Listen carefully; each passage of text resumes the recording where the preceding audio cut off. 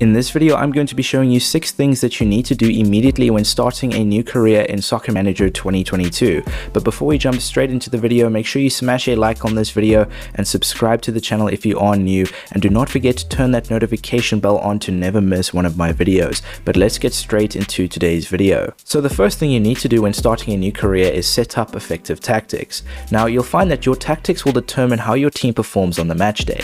If you've got crap tactics, your team will perform badly, and if you've got good tactics, your team will perform well. Now I recommend setting up good tactics that will allow your team to win games and perform week in, week out. Now I'm going to put these 2 videos up on the screen. You guys can go check them out. The link will be in the description to both videos. Go try these tactics out and let me know what you guys think in the description below. So the second thing you need to do when starting a new career is choose a sponsor. Now sponsors provide long-term financial benefits, and it's very important that you choose a sponsor when starting a new career. Now we've got 4 sponsors to choose from here, and we're going to be taking a look at each one thoroughly. So the first sponsor we're going to be taking a look at is Sugarstone. Now this sponsor's duration is 1 season and provides 836k per season and 836k in total.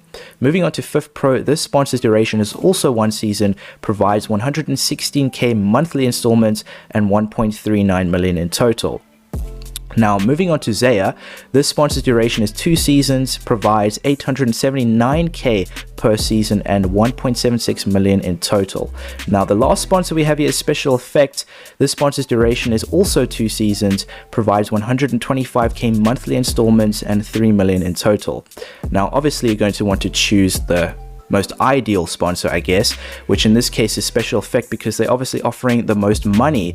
But if you want to go for a sponsor that offers a large sum of money immediately at the end of the season, you want to go for something like Sugarstone or Zaya. But if you want more long-term financial benefits, you want to go for something like Fifth Pro or Special Effect. Moving on to the third thing you need to do when starting a new career, and that is sign the necessary players.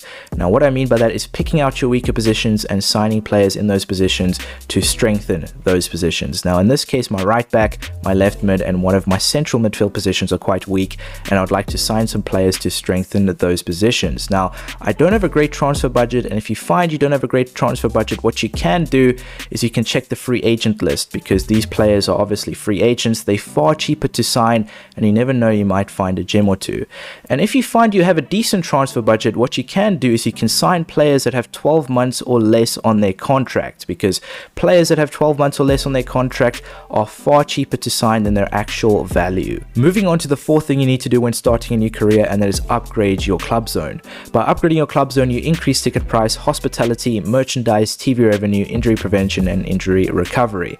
I believe the club zone is the cheapest facility to upgrade, and obviously the amount it costs will depend on your club's financial status. Now in this case, I don't have a great transfer budget, so therefore it's quite cheap to upgrade my club zone facility. But if you find you're managing a team like Real Madrid, obviously it'll be a little more to upgrade, but that's due to Real Madrid's financial status, and you'll find that your club zone facility will improve your financial status for the long term. Moving on to the fifth thing you need to do when starting a new career, and that is sell the players you don't need. Sell the players you're not going to use. Get rid of the dead wood. Why keep them in the team if you're not going to use them? If you find your reserve team is full of players, you can either sell them or loan them out, but I recommend selling them, because selling the players you're not going to be using will obviously improve your financial status, and not only that, it will be freeing up some space for the new signings that you're going to be making. Moving on to the last thing you need to do when starting a new career, and that is address complaints and contracts. Now you may find that you have a player that has, for example, 12 months left on their contract. This gives you the option to either offer that player a new contract, or you can let them run their contract down. Now if you sell a player that has 12 months or less on their contract, you won't get much money for them, but what you can do in this case is you can offer that player a new contract and then sell them, and you'll get a little more money for them.